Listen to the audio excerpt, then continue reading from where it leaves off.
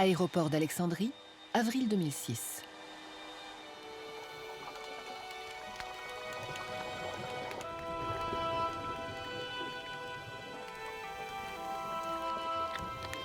Plus de 500 objets de l'Égypte ancienne s'apprêtent à quitter le territoire national.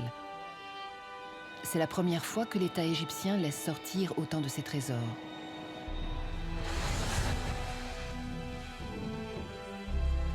L'Égypte antique n'a livré qu'une partie de ses secrets.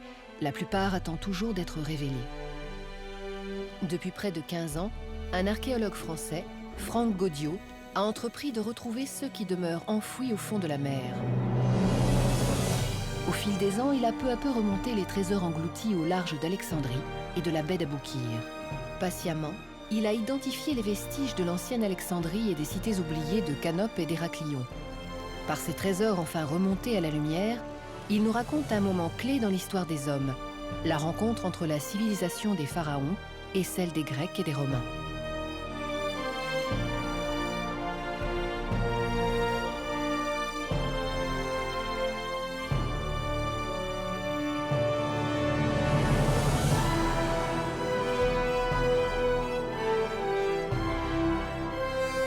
Notre histoire commence en 1992, dans la baie d'Alexandrie. À bord du Princess Douda, Franck Gaudiot a rassemblé une équipe internationale d'archéologues, d'égyptologues et de plongeurs à la recherche de l'ancienne cité fondée par Alexandre le Grand. Si vous plongez dans le port sans en avoir une connaissance préalable, vous ne trouverez rien, il n'y a rien à voir. Il faut faire une prospection électronique très sophistiquée et rassembler des données très complexes pour savoir l'endroit où il faut fouiller. Franck est le premier à croiser les données de la bathymétrie qui lui permettent de dessiner le profil des fonds et celles de la magnétométrie qui détecte des objets enfouis sous plusieurs mètres de sédiments. À cette époque, l'utilisation des techniques de la géophysique est en rupture avec les méthodes de l'archéologie sous-marine traditionnelle.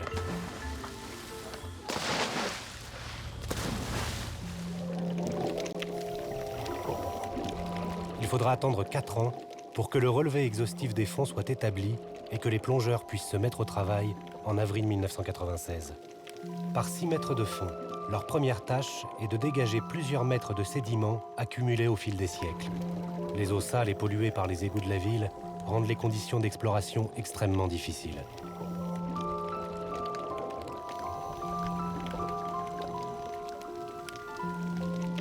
Dès la première campagne, des vestiges sont dégagés. Des blocs de pierre, des anciens murs. Tu veux quelque chose? C'est difficile à dire, mais il y a un ressenti. Il y a un ressenti de quelque chose. Moi, je pense l'avoir. Peut-être je dis que peut-être c'est pas vrai, mais à des moments, je dis ah, c'est bizarre. L'endroit me plaît. L'endroit me plaît et puis automatiquement, je trouve quelque chose.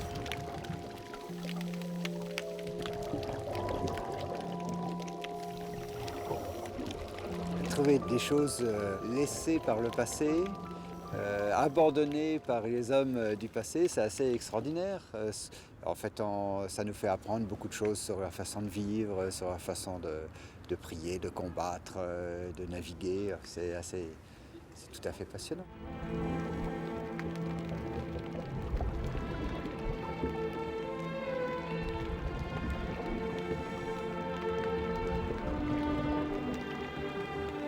Les découvertes se poursuivent.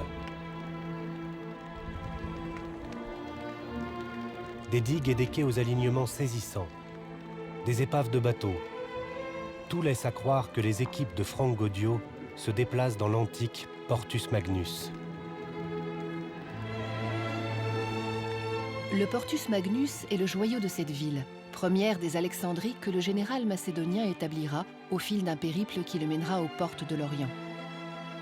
Fondée en 331 avant Jésus-Christ, à l'emplacement d'un village de pêcheurs, la ville deviendra très vite le grand port du monde méditerranéen, porte ouverte entre l'Orient et l'Occident. Le Portus Magnus abrita aussi les palais et les temples somptueux des Ptolémées, dynastie des derniers rois d'Égypte établie par Alexandre. En 1996, au centre de cet ensemble complexe, les plongeurs cernent les contours d'une petite île qui semble correspondre à Antirodos, connue pour avoir abrité les palais des rois Ptolémée jusqu'à la dernière reine de la dynastie, Cléopâtre VII.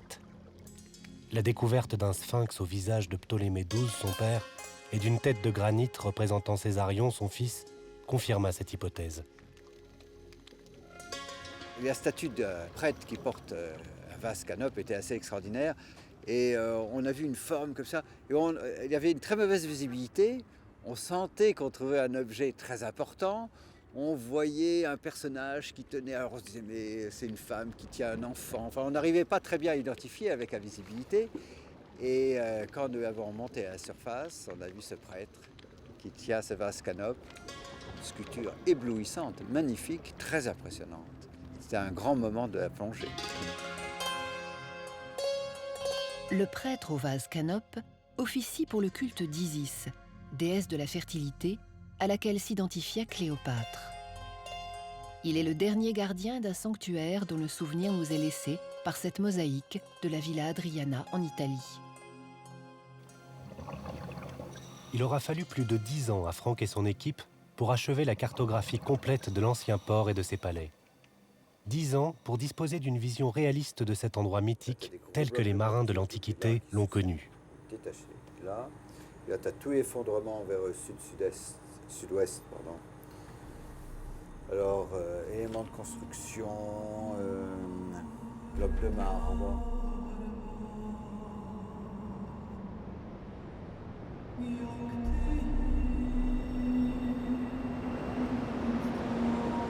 En 840 de notre ère, un raz-de-marée, provoqué par un des nombreux tremblements de terre dans cette région, porta un coup fatal à l'antique cité.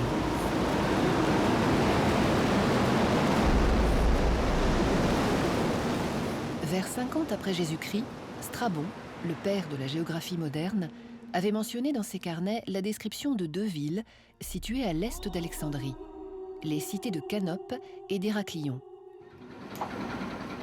1997. Alors qu'il poursuit les fouilles en baie d'Alexandrie, Franck Gaudiot organise un relevé systématique des fonds dans la baie voisine d'Aboukir, là où, pense-t-on, se trouvaient les antiques cités mentionnées dans les écrits de Strabon. Franck Gaudiot doit sans doute à sa formation d'ingénieur sa volonté de disposer de techniques d'investigation scientifique. Avant d'être archéologue, il a débuté comme consultant international, d'abord en Asie pour le compte de l'ONU, puis en Afrique pour le compte du Fonds saoudien de développement à Riyad. Mon métier de consultant économique et financier était tout à fait passionnant, mais à la fin, il y avait un côté un peu répétitif et puis la route était un peu tracée d'avance. Or, je n'aime pas les routes trop tracées. Et j'avais cette passion de l'archéologie, cette passion de la mer, et quelque chose m'appelait sur cette voie. Et donc, j'ai décidé un jour de me lancer dans l'eau. Franck a pour grand-père maternel Éric de Bishop, navigateur célèbre dont les exploits ont bercé son enfance. Dès 1982, Franck étudie les possibilités d'exploration en baie d'Alexandrie. Mais les techniques disponibles alors ne permettent pas de repérer les fonds ni les objets enfouis dans la vase. En 1985, il fonde l'Institut européen d'archéologie sous-marine et coordonne de nombreuses recherches en mer de Chine et au large des Philippines. Dans les années 90, les techniques de repérage s'améliorent avec l'utilisation de la magnétométrie. Franck repère alors le San Diego, un galion espagnol coulé au XVIe siècle lors d'un abordage avec un corsaire hollandais. Grâce notamment à cette technologie nouvelle, la moisson est impressionnante, les objets exceptionnels. Porcelaine de Chine, jarres, outils de la vie courante, armes, canons, permettent de documenter ces moments clés de l'histoire qui voient se rencontrer l'Extrême-Orient et l'Occident, et bientôt la Chine se refermer.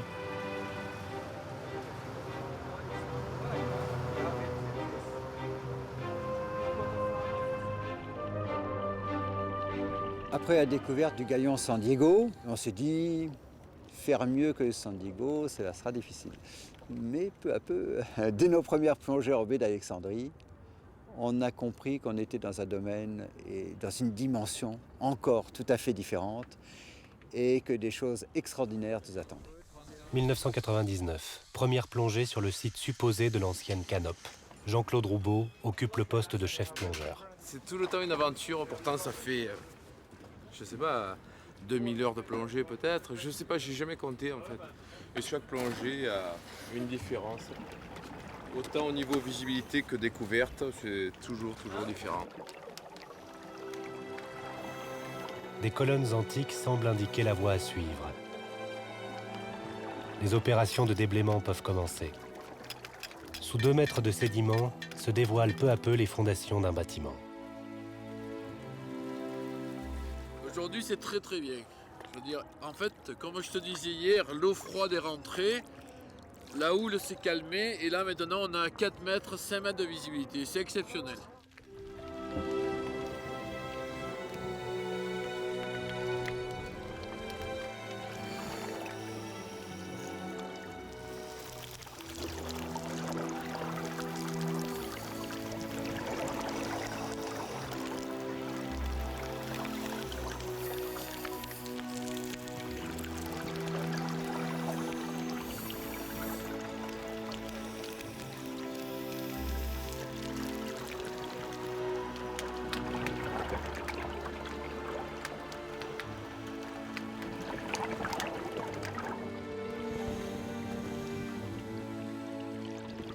À cet endroit, on a retrouvé une tête extraordinaire d'une sculpture grecque représentant le dieu Sérapis.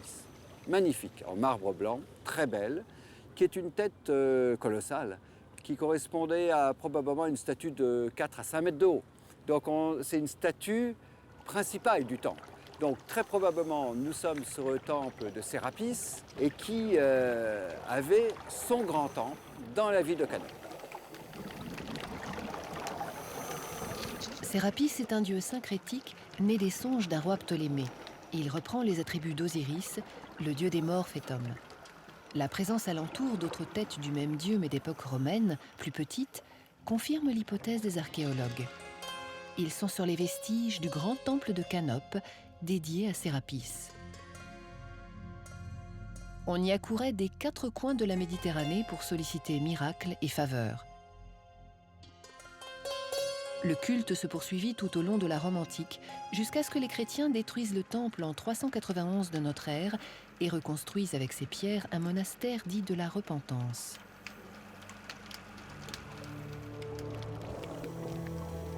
Sur ce même site, les plongeurs découvrent plusieurs têtes de la basse période pharaonique et de celle des Ptolémées.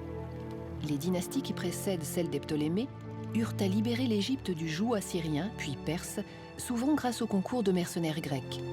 Dans une sorte de raccourci temporel, se dresse au même endroit la statue de la reine Arsinoé II de la dynastie des Ptolémées, représentée ici en Aphrodite grecque sortant des eaux. Les objets retrouvés sont propriété de l'État égyptien et sont destinés à ses musées. Dans l'équipe de Franck, Georges Brocco a pour mission de mouler les pièces les plus significatives. Le moulage est le moyen privilégié pour permettre aux scientifiques du monde entier d'examiner les objets remontés à la surface. Quelquefois, pour prouver à mes élèves que le silicone permet une définition de l'ordre du micron, je moule un disque 33 tours, je fais un tirage positif en résine et ce disque est parfaitement audible. C'est pas de la haute fidélité, mais c'est parfaitement audible.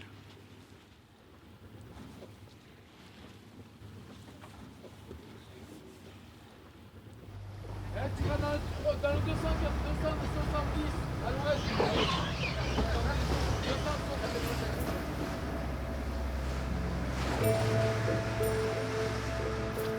Cela fait déjà 3 ans que les plongeurs fouillent le site de l'ancienne cité qui peu à peu livre une partie de ses secrets.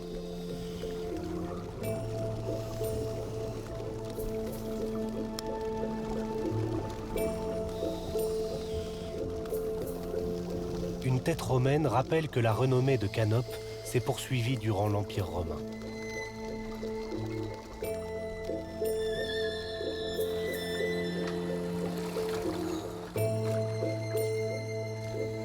Niléos, dieu du Nil, est devenu une divinité romaine symbolisant l'abondance. Un souvenir des crues du Nil qui, pendant des siècles, ont assuré la prospérité de l'économie égyptienne.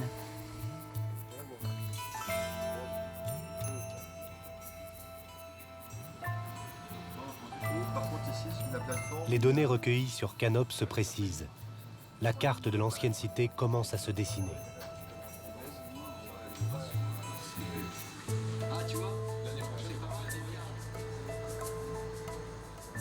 Ça, c'est des cartes qui sont le résultat d'années et d'années de travaux. Ça, c'est des milliers d'heures de prospection depuis 1992. Et en fait, on a des cartes où on superpose toutes ces informations par couches comme cela, et en faisant des rapprochements entre les données de la magnétométrie, les données bathymétriques, les données des résultats des fouilles, on arrive en fait, à soutirer des renseignements qu'on n'aurait pas en regardant ces cartes les unes après les autres sans les superposer les unes aux autres. Grâce aux prospections faites depuis 1997, Franck a pu établir un relevé des fonds marins de l'ensemble de la baie d'Aboukir. Les données ainsi obtenues permettent d'identifier une zone d'intérêt archéologique à près de 5 km des côtes et à l'est de Canop. En septembre 2000, Franck décide alors de lancer les premières plongées sur ce nouveau site. Dès les premiers jours, les plongeurs découvrent les ruines d'un mur gigantesque. Est-ce là les vestiges de l'ancienne cité qui ouvrait les portes du Nil aux bateaux venant de la Méditerranée ?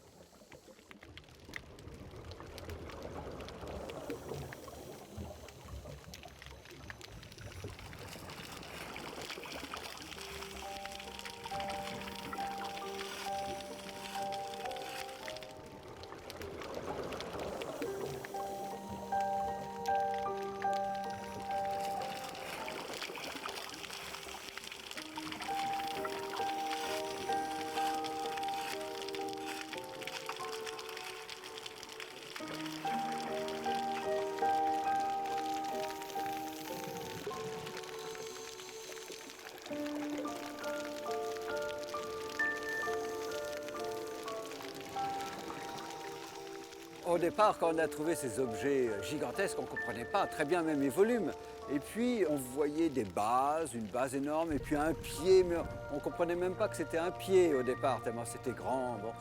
Et ensuite, on est tombé sur un visage, mais un visage énorme, du pharaon, coiffé de la couronne de Haute et Basse-Égypte. Alors là, on a compris qu'on était vraiment en présence de colosses magnifiques de granit rose.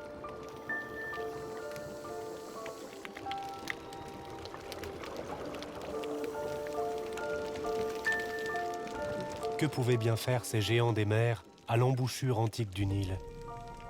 Étaient-ils les gardiens d'un temple, témoignage de la puissance des pharaons? Les énigmes s'accumulent.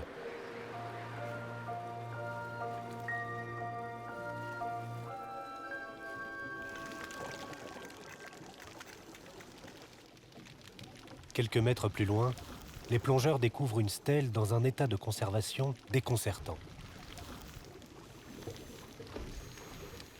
La stèle était parfaitement préservée, elle était tombée face contre terre, ou peut-être elle avait été cachée face contre terre pour la préserver. On ne sait pas trop, parce que les conditions de préservation sont telles qu'on peut penser que cette pièce a été enterrée et cachée. Et cette stèle, alors c'est inouï, car elle nous donne le nom de la ville, mais elle donne le nom égyptien de cette ville, Tonis, la Tonis de Saïs. On a pu résoudre une énigme vieille depuis 2 millénaires. Au IVe siècle avant notre ère, Nectanebo Ier, pharaon de la dernière dynastie d'avant les Ptolémées, libère l'Égypte des Perses, réorganise le pays et honore les dieux en construisant de nouveaux sanctuaires. Par cette stèle, il ordonne que 10% des taxes levées sur le commerce des Grecs avec le port de Tonis soit consacré au temple que la capitale voisine a dédié à la déesse Net.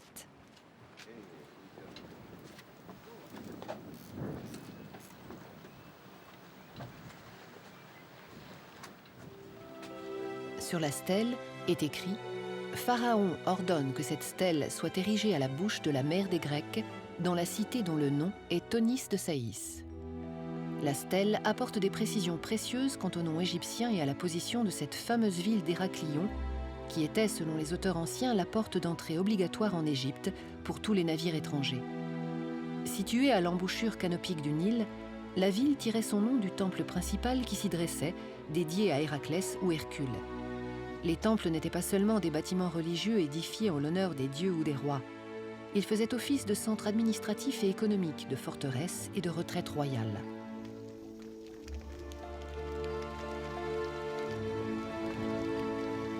Des pièces de monnaie trouvées au même endroit témoignent du contrôle qu'exerçait le temple sur l'activité commerciale du port. Elles datent du 5e siècle avant notre ère. Soit frappé, soit c'est un estampage d'une monnaie en bronze. La découverte d'une matrice vient confirmer le rôle bancaire qu'a joué cette institution. Un plaquage à rien. Les monnaies, ça se frappait à l'époque. On le voit sur les monnaies d'argent qu'on a trouvées. On frappait une monnaie, ici, monnaie en argent. Et dessous, il y a le caractère. Ah oui, oui, oui. Vous aurez le droit de voir demain. Si tu es sage. Ça, c'est bien. C'est fabuleux. Fabuleux. Avec le même lettre. Oui, Avec le même lettre. Inversé, bien sûr. C'est la... بنفس الحروف. Ouais, c'est la même typo que sur les pièces qu'on a trouvées l'autre jour. Voilà. Et on voit. Regarde celle-là.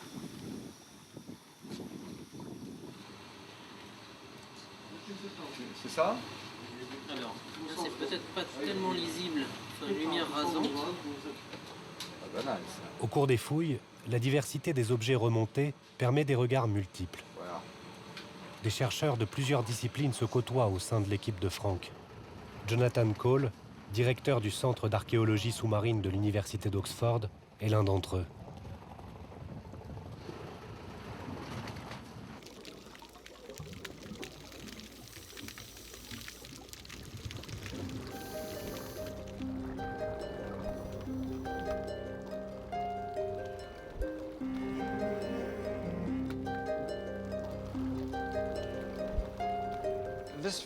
Pour moi, c'est toute l'essence de l'archéologie.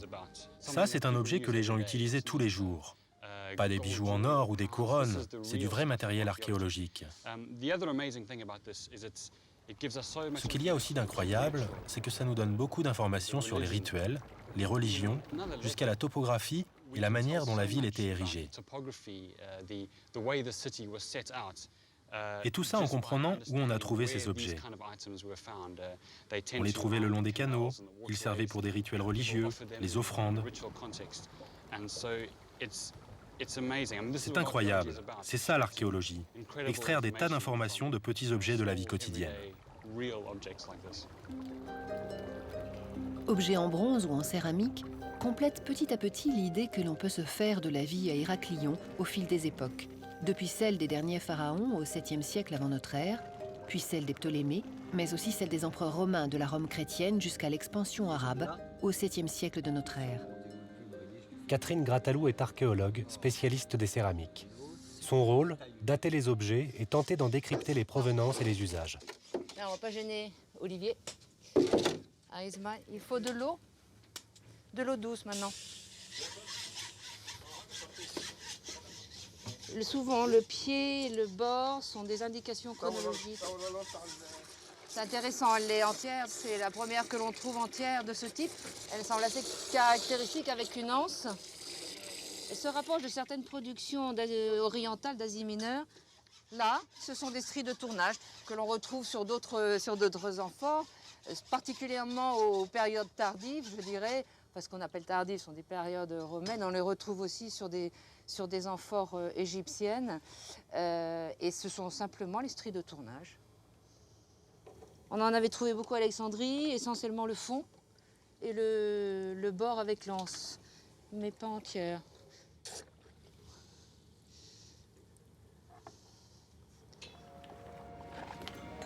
Jette ça.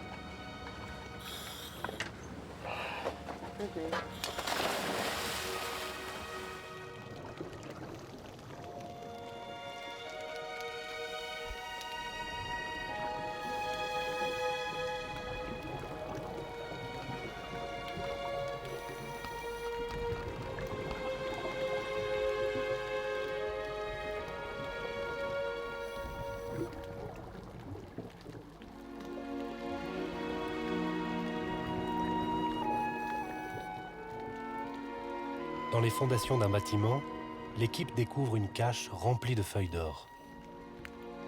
Les habitants auraient-ils fui précipitamment au cours d'un des nombreux séismes qui ont touché la région durant toute cette période? Quand on fait une fouille et qu'on trouve des objets en or, on a l'impression que cet objet est presque, a été nettoyé parce qu'en fait, l'or n'est pas attaqué sous l'eau. Donc il nécessite très peu de restauration. Il n'y a presque rien à faire. Vous mettez ça dans un peu d'eau douce, vous le rincez, puis c'est fini. La préservation est faite. Une plaque de fondation.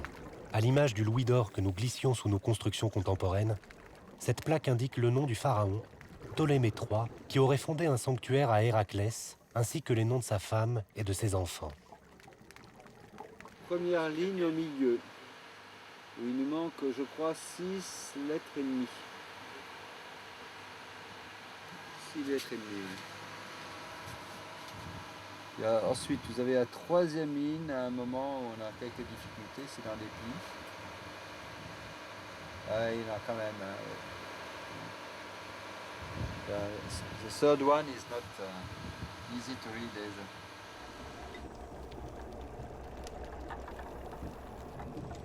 Septembre 2001. Après plus de 2 millénaires passés au fond des eaux à environ 6 mètres de profondeur, les colosses vont reprendre vie.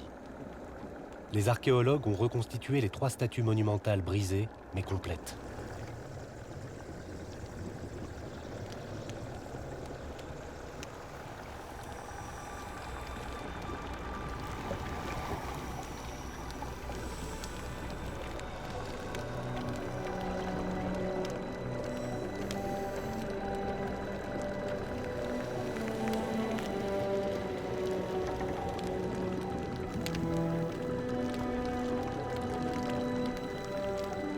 Enfin dégagés, et après un premier travail pour supprimer les plus grosses concrétions, ils peuvent les identifier. 2 d'entre eux représentent un pharaon et sa reine, figurés en Isis. Selon la légende, c'est Isis, déesse faite femme, qui ramassera les 13 morceaux du corps de son époux Osiris, ouvrant ainsi la voie à sa résurrection. Le troisième, exceptionnel par sa taille, évoque le dieu Hapi, divinité de l'inondation du Nil et de la fertilité. Les 3 colosses de granit rose gardaient ainsi l'entrée du sanctuaire à l'époque de la dynastie ptolémaïque. Les dimensions des colosses, comme celles du temple dédié à Héraclès, témoignent de l'importance de cette ville à l'embouchure antique du Nil. Le delta du Nil constitue alors le poumon économique de l'Égypte. Les pharaons des dynasties d'avant les Ptolémées y avaient installé leur capitale. What's that? Oh. Très beau, on voit pas la couronne. Il y a une couronne alors étonnante. Bon, le détail du bronze est très beau là derrière. On voit la perruque là, parfaite. Très belle perruque là. Isis et Harpocrate. Une fois dégagé, ça pourrait être extraordinaire.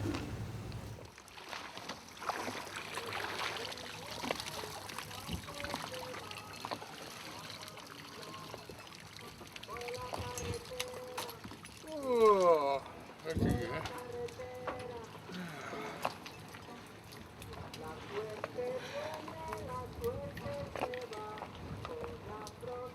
Avant que le soleil descende, je dois revenir, hein. Voilà. Pile.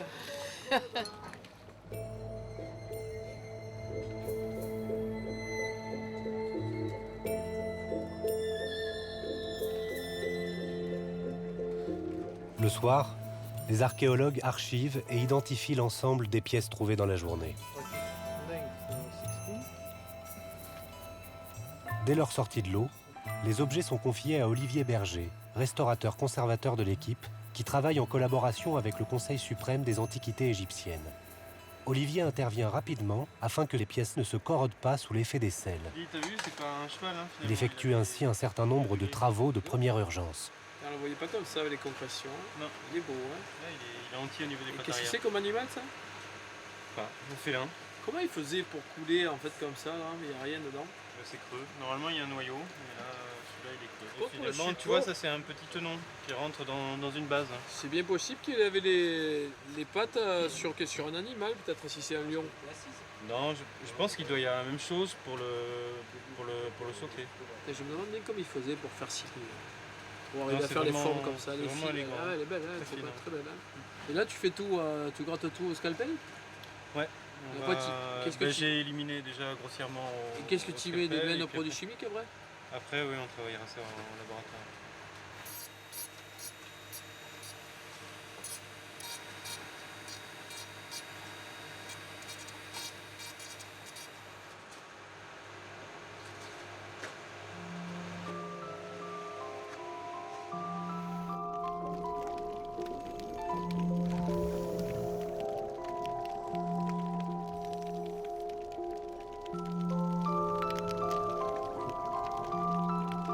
On croit que c'est pas vrai. On croit que c'est un rêve. On croit en fait que c'est pas possible que ça nous arrive. Voilà. C'est-à-dire le moment où tu découvres quelque chose, tu dis bon, je rêve, je dors. Et après, c'est la réalité où il y a quelque chose qui arrive, quoi. Il y a une joie, il y a quelque chose qui arrive. Ça, c'est un des plus beaux moments. Les réunions de travail se succèdent. Il faut régulièrement faire le point sur l'avancement des fouilles et réorganiser en fonction le travail de chacun. Ils font 3 mètres sur 2 et j'ai gratté, eh ben, c'est une grosse stèle hein, avec des hiéroglyphes. Et les deux autres, ah ouais, non, c'est pas des blagues. Hein. Ce matin, je t'ai dit, on dirait une grosse stèle. Hein. C'est arrondi comme ça. Et j'ai gratté, tu commences à voir des bonhommes en haut. Tu as fait 3 mètres sur 2, c'est une dalle énorme. Hein. 3 mètres sur 2. 3 mètres sur 2, j'ai mis ma tringle, elle fait 1 mètre, 3 mètres sur 2. Et après, tu as des lignes de partout. C'est un gag ou quoi? Ah non. Et toutes les deux autres, je pense que ça en est aussi.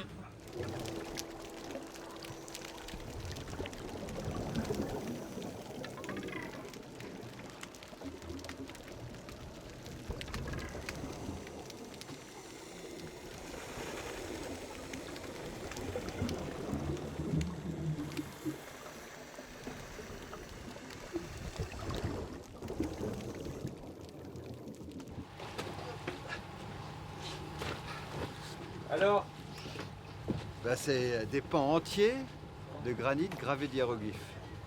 Sur des mètres carrés. Il y a un pan qui fait 3 mètres sur 2, il y en a un autre qui fait 2 sur 2, et puis ça continue, hein, il y en a partout. Qu'est-ce que ça peut être? C'est des murs de temple, ou c'est des stèles énormes, je ne sais pas, ou des parties de murs, quoi, effondrées. L'examen des inscriptions établira que cette stèle rappelle aux habitants d'Héraclion la source divine du pouvoir qui a été confiée à leur pharaon. C'est toujours dangereux, toujours. Il n'y a pas un moment où il faut être inattentif en fait dans un levage d'un bloc, surtout de plusieurs tonnes. C'est là où peut arriver un événement qui peut être malheureux ou malencontreux pour le plongeur. Une page va bientôt se tourner. Après accord des autorités égyptiennes, les colosses sont remontés à la surface.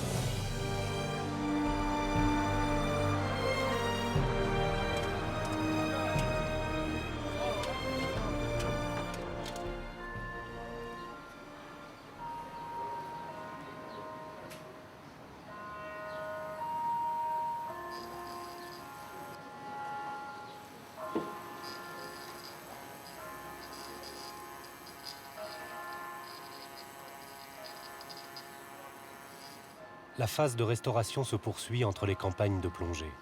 En collaboration avec une équipe égyptienne, Olivier Berger supervise les traitements chimiques qui vont redonner aux objets leur visage originel.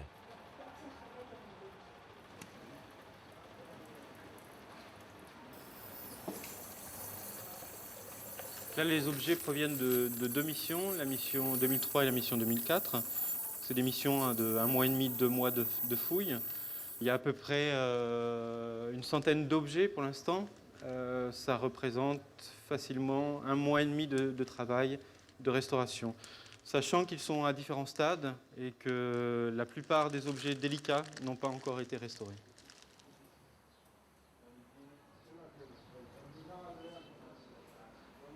C'est une satisfaction de voir les objets se transformer. Quand ils sortent de l'eau, c'est sûr qu'ils sont en général peu esthétiques. Et puis par la suite, on arrive quand même à avoir quelque chose qui est agréable et qui a un bel esthétisme. On a eu de très bonnes surprises. Ici, par exemple, on a une statue d'un félin qui est terminée. Elle était très concrétionnée. On risquait de perdre tous les détails. Et puis finalement, on arrive à avoir quelque chose d'assez élégant.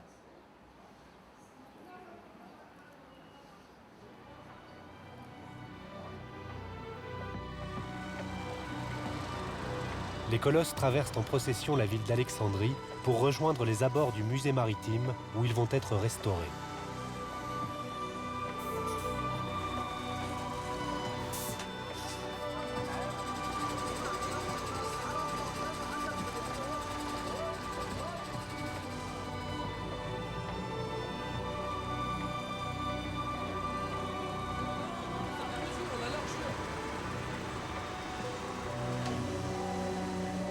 Ils sont placés dans un bain de désalinisation pendant une période de plus d'1 an.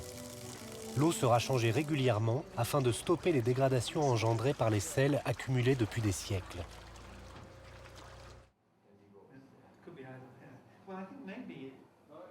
Dans l'entrepôt voisin sont stockés et archivés l'ensemble des objets trouvés lors des différentes missions.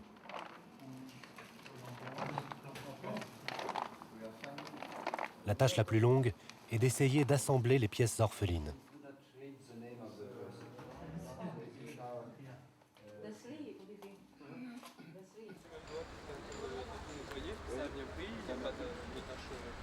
Hiver 2006.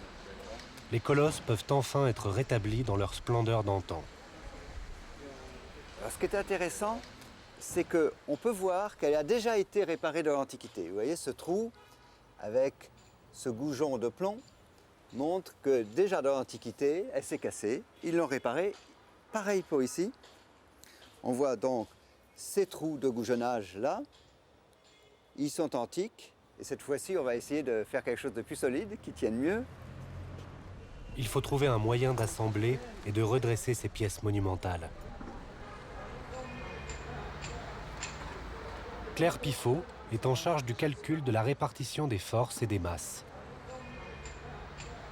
Je suis en train d'étudier la restitution 3D qu'on a faite du pharaon pour obtenir les centres de gravité exacts de chaque fragment afin de déterminer précisément le lieu de percement dans le joint de casse. Donc on peut savoir exactement à quel niveau il faut qu'on fasse le percement en fonction du centre de gravité. En plus du ferraillage intérieur, les restaurateurs utilisent une colle spéciale, extrêmement puissante, pour favoriser le scellement des pièces. Pour que l'opération soit possible, il faut débarrasser la reine de ses dernières impuretés.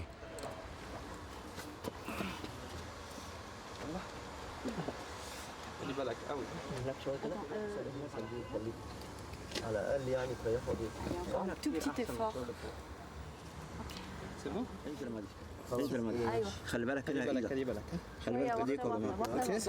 Stan, ok, vous avez mis les doigts?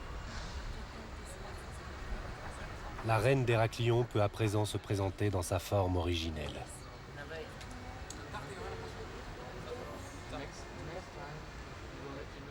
Ce sont devenus des amis un peu. Et chaque statue a sa personnalité. On sait que la reine nous a donné beaucoup de soucis parce qu'elle est sculptée d'une façon très difficile pour les restaurations. Le pharaon est massif, il peut se restaurer assez facilement et puis il y a une allure extraordinaire. Quant au dieu, alors Apis, c'est extraordinaire. Compte tenu des masses, il faut une structure métallique pour supporter les colosses. Un ferronnier suisse, Alberto de Gilles Ricard, a rejoint Alexandrie pour monter les armatures nécessaires. Ceci est l'une des 3 armatures métalliques qui vont servir de colonne vertébrale aux sculptures. La statue en granit va être assemblée dessus en position horizontale, puis fixée avec des attaches métalliques. Une fois cette étape réalisée, elles seront relevées à la verticale et assemblées sur ce socle en métal.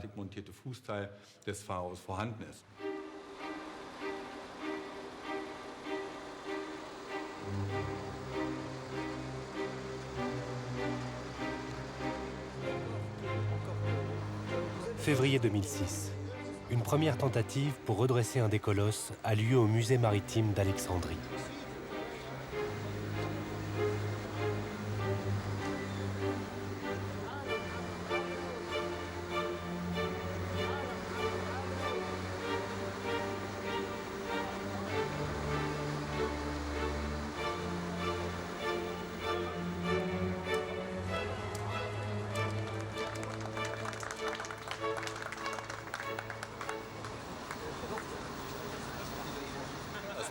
C'était incroyable.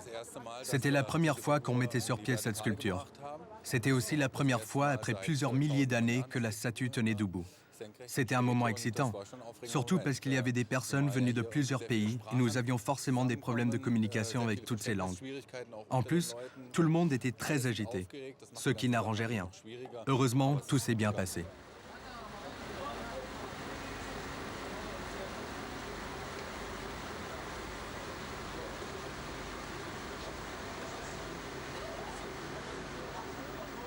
À côté des restaurateurs, Claire Piffaut s'est attelée à la reconstitution de la grande stèle dont elle calcule l'assemblage des 17 morceaux. On a des pierres qui sont bien conservées avec le quartz qui est resté en hauteur. On se base sur ce niveau-là avec le laser et ça va nous permettre d'approcher les pierres, comme cette pierre ici. On va pouvoir l'approcher et régler les niveaux hauts avec l'autre pierre. Nous allons faire ça pour toutes les pierres, pour les 17 éléments, afin d'avoir un niveau vraiment cohérent pour pouvoir l'exposer dans de bonnes conditions et ne pas avoir 1 millimètre de différence. Après la reine, c'est au tour de son roi. Les fiers représentants de l'empire des pharaons sont à présent prêts à partir pour un long voyage.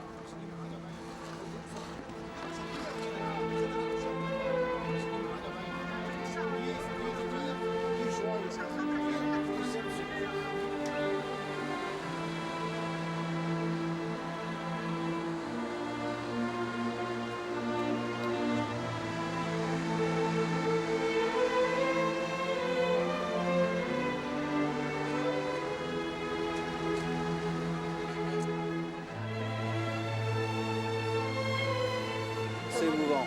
C'est le résultat vraiment d'un travail d'équipe. Ça fait très très plaisir. Après 2000 ans, on les réunit et on les remet debout. Ils étaient à l'entrée du temple d'Hérakléon, le temple de Amon du Gareb. On devait les voir de loin, c'est magique, c'est superbe. C'est vraiment l'Égypte.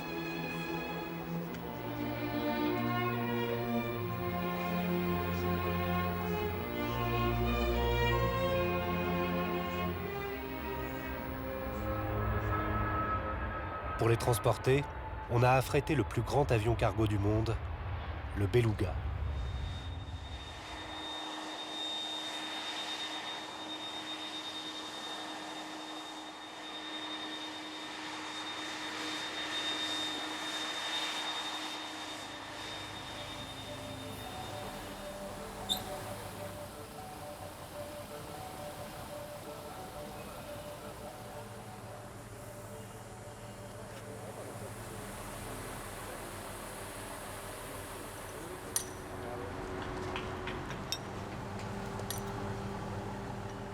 Le chargement dans le Beluga va être un grand moment parce que on ne sait pas encore très bien comment ça va se passer, on n'est pas sûr encore. Donc il faut faire très attention. Il aura fallu 4 semaines pour emballer tous les objets destinés à être exposés au monde entier. Pour les statues, c'est une autre histoire. Il faut d'abord les déposer sur un socle de transport. Un accident ou un mauvais mouvement pourrait avoir des effets dévastateurs.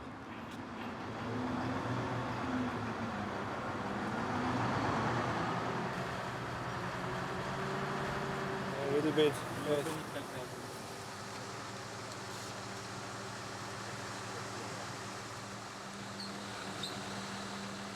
faut le mettre parfaitement au niveau parce que sinon ça fait un angle et ça force ici. Et donc il faut faire très attention.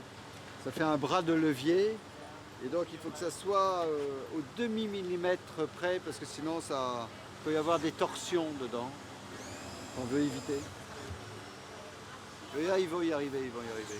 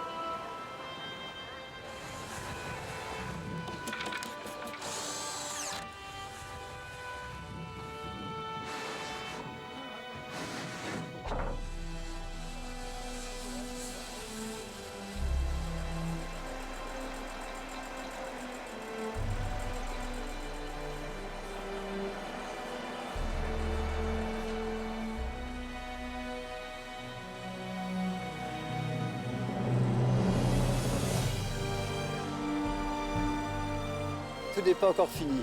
On n'est pas sûr encore qu'on peut tout charger. Il y a un problème de poids peut-être. Le beluga peut prendre 31 tonnes et on n'est pas sûr qu'on ne dépasse pas un peu. Alors je suis un peu anxieux. J'espère que tout pourra être chargé pour l'exposition, parce que sinon ça serait bien embêtant. Près de 1500 ans après avoir été engloutis, 500 objets de l'Égypte ancienne, des plus simples aux plus monumentaux, sont ainsi désormais exposés à nos regards. Ils nous dévoilent un pan de notre histoire. Quand les Grecs ont recueilli l'héritage des pharaons, quand le monde n'avait Dieu que pour Alexandrie, quand le Portus Magnus constituait la porte entre l'Orient et l'Occident, quand Euclide, Ératosthène, Archimède et tous les grands savants du monde antique se croisaient dans la bibliothèque fondée par les Ptolémées. En retrouvant les antiques cités de Canope et d'Héraclion, Franck Gaudiau a apporté une lumière nouvelle sur cette période charnière de l'histoire de la civilisation.